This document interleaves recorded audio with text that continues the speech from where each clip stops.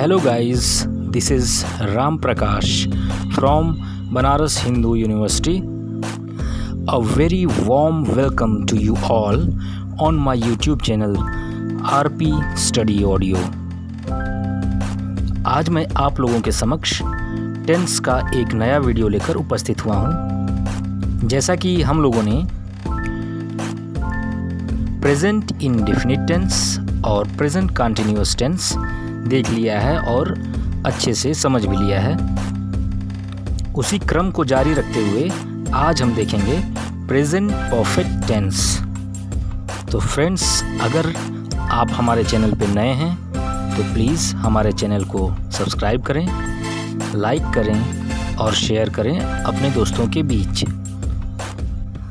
तो बिना समय गंवाए हम जल्दी से शुरू कर लेते हैं आज का टॉपिक।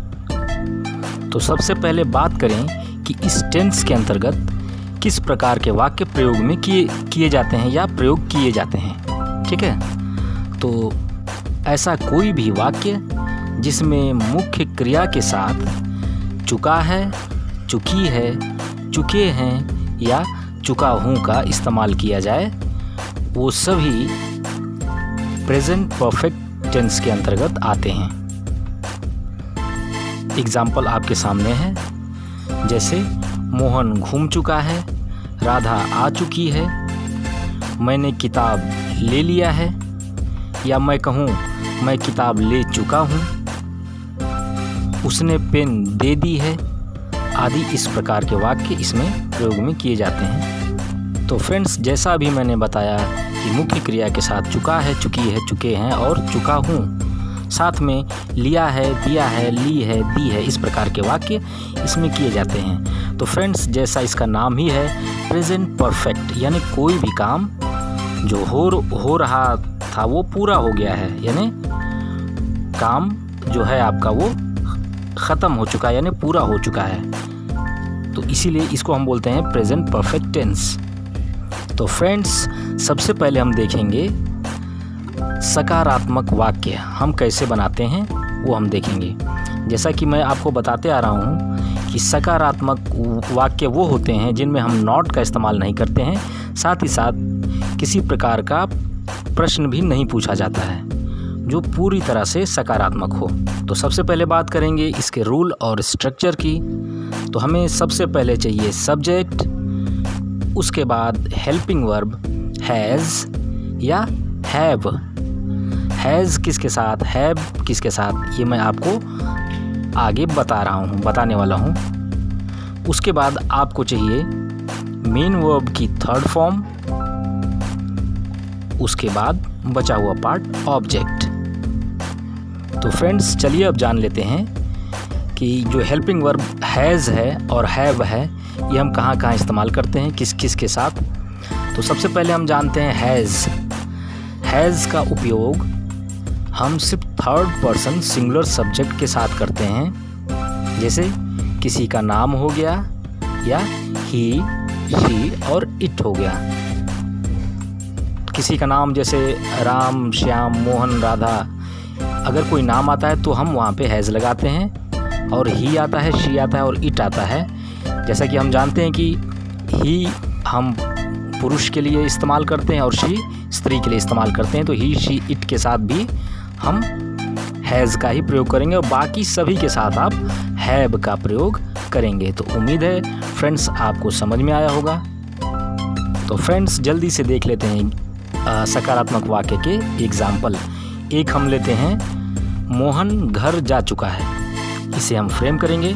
सबसे पहले रूल के अनुसार हमें क्या चाहिए, सबसे पहले चाहिए सब्जेक्ट, सब्जेक्ट हो गया मोहन। उसके बाद हमें क्या चाहिए, हेल्पिंग वर्ब। हेल्पिंग वर्ब कौन से लगाएंगे, हैव या हैज़, आप लगाएंगे हैज़, क्योंकि मोहन क्या है, मोहन एक थर्ड पर्सन सिंगुलर सब्जेक्ट है, ये किसी का नाम है, तो हमने लिया हैज़ हेल्पिंग वर्ब। फिर मेन वर्ब की थर्ड फॉर्म, जाने की बात हो रही है तो गो, वेंट, गॉन, हम यहाँ गॉन का यूज़ करेंगे, हमने लिया गॉन। मोहन हैज़ गॉन, और कहाँ जा चुका है, घर जा चुका है, to home. Mohan has gone to home. चलिए एक और वाक्य से इसे हम समझते हैं अच्छे से। मैंने खाना खा लिया है, यानी मैं खाना खा चुका हूँ, ऐसे भी तो आप बोल सकते हैं। तो चलिए इसे फ्रेम करते हैं। सबसे पहले चाहिए सब्जेक्ट, मैंने के लिए आई का प्रयोग, मैंने लिया आई। फिर हेल्पिंग वर्ब हैज़ या हैव में से क्या, तो जैसा कि मैंने ऊपर आपको बताया था रूल कि सिर्फ आप थर्ड पर्सन सिंगुलर सब्जेक्ट के साथ हैज़ का प्रयोग करेंगे और बाकी सभी के साथ हैव लगाएंगे। तो आप आई के साथ हैव लगाएंगे, आई हैव। फिर क्या चाहिए, हेल्पिंग वर्ब हैव हो गई। अब हमें चाहिए मेन वर्ब की थर्ड फॉर्म। बात क्या हो रही है, खाने की बात हो रही है, तो ईट की third form eaten, I have eaten. और क्या खाने की बात हो रही है, तो खाना खाने की बात हो रही है, the food, I have eaten the food. The food आपका ऑब्जेक्ट कैटेगरी में आ जाएगा। जल्दी से एक वाक्य और ले लेते हैं। तो हमने ताजमहल देखा है, या इसी को आप ऐसे भी बोल सकते हैं, हम ताजमहल देख चुके हैं। बात एक ही है, सिर्फ कहने का नज़रिया अलग अलग है। चलिए इसे रूल के अनुसार फ्रेम करें। सबसे पहले चाहिए सब्जेक्ट, हमने के लिए, हम के लिए आप वी का इस्तेमाल करेंगे, आपने लिया वी। फिर हेल्पिंग वर्ब हैज़ या हैव में से आप रखेंगे हैव, क्योंकि हैज़ हमें सिर्फ थर्ड पर्सन सिंगुलर के साथ इस्तेमाल करना है, तो हमने लिया हैव, वी हैव। उसके बाद देखने की बात हो रही है, तो सी की थर्ड फॉर्म सीन, सी सॉ सीन, हमने लिया सीन, वी हैव सीन। और हमने क्या देख रखा है या हम क्या देख चुके हैं, तो हम ताजमहल देख चुके हैं, द ताजमहल। तो आपका वाक्य बन के कंप्लीट हुआ, we have seen the Taj Mahal.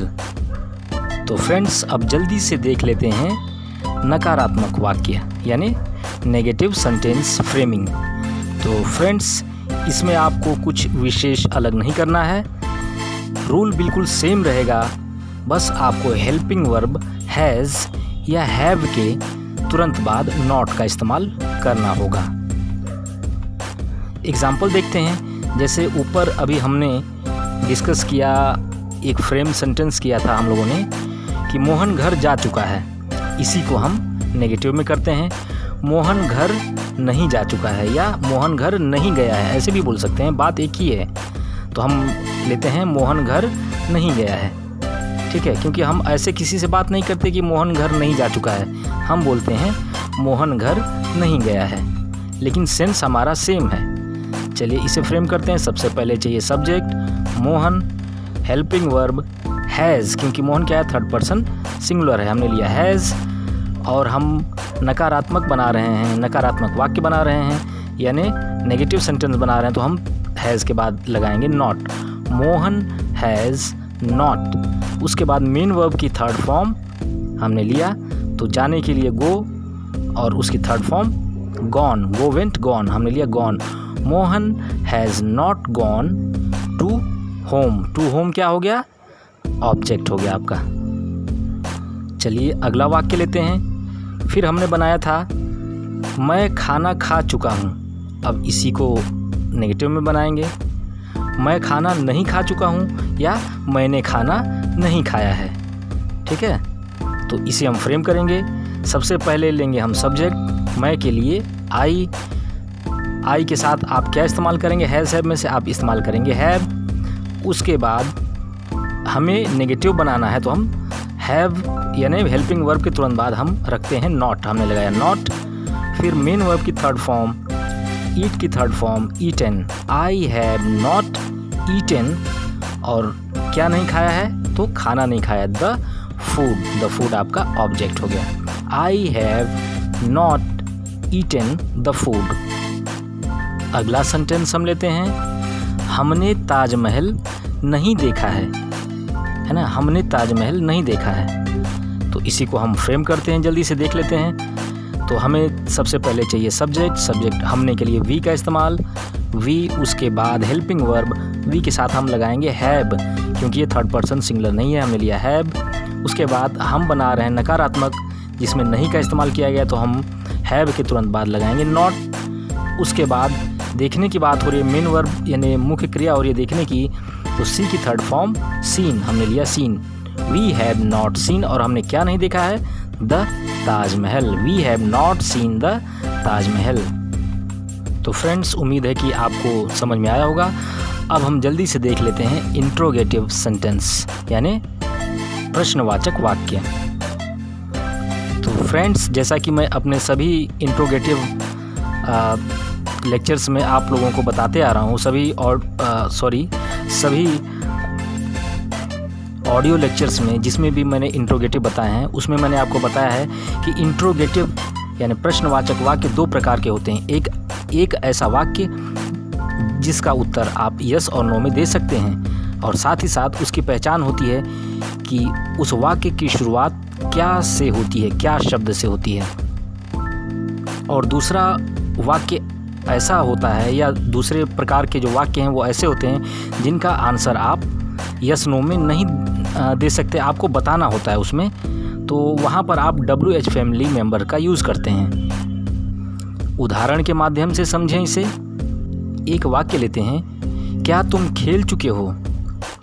तो अगर तुम खेल चुके हो तो आप बोलेंगे यस, या अगर आपने नहीं खेला तो आप बोलेंगे नो। लेकिन अगर यही वाक्य आपसे पूछा जाए तुम क्या खेल चुके हो, तो आपको वहाँ बताना होगा कि आपने क्या खेला है। आपने लूडो खेला है, कैरम खेला है, फुटबॉल खेला है, हॉकी खेला है, क्रिकेट खेला है, जो भी आपने खेला है वहाँ पे आपको बताना होता है।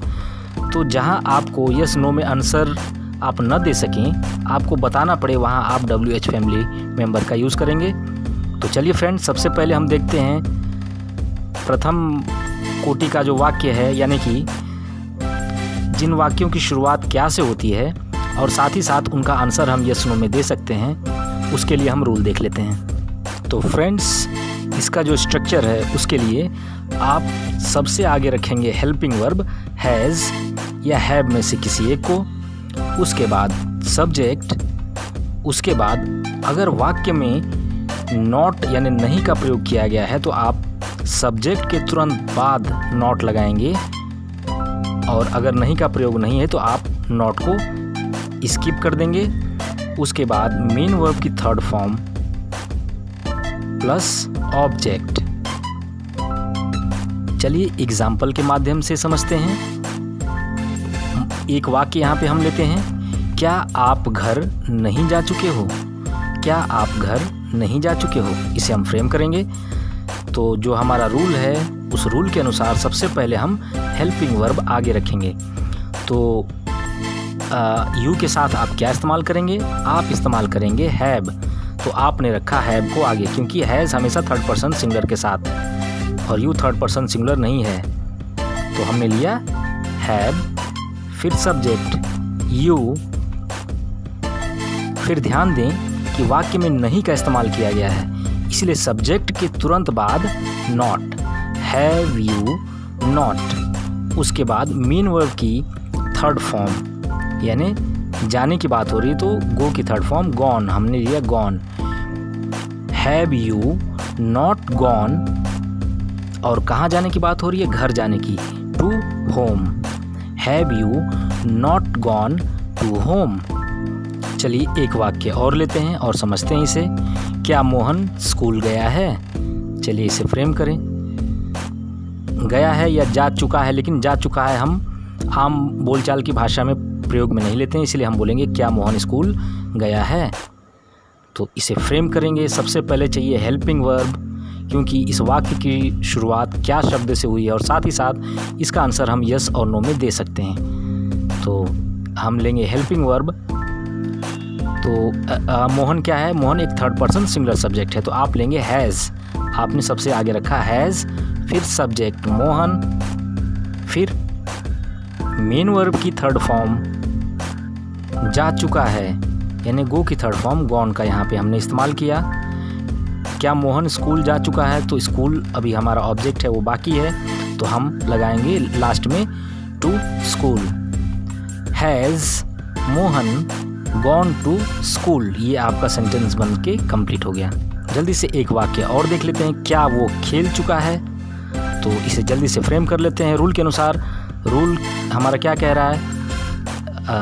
सबसे पहले हमें हेल्पिंग वर्ब आगे रखनी है, क्योंकि हम इंट्रोगेटिव बना रहे हैं और ये ऐसा इंट्रोगेटिव है, इसका आंसर हम यस नो में दे सकते हैं। तो हम सबसे पहले रखेंगे हेल्पिंग वर्ब आगे, तो वो को हम ही कहेंगे। अगर हम किसी पुरुष के संबंध में बात कर रहे हैं तो हम ही। तो मैं यहाँ पे पुरुष मान के चल रहा हूँ, मैं पुरुष के संबंध में बात कर रहा हूँ, तो हमारा सब्जेक्ट हो जाएगा ही के लिए हम क्या इस्तेमाल करेंगे, हैव या हैज़, तो हम इस्तेमाल करेंगे हैज़, क्योंकि ही क्या है, थर्ड पर्सन सिंगुलर सब्जेक्ट है। ठीक है, हमने लिया हैज़, फिर सब्जेक्ट ही, फिर मेन वर्ब की थर्ड फॉर्म, प्ले की third form played, has he played.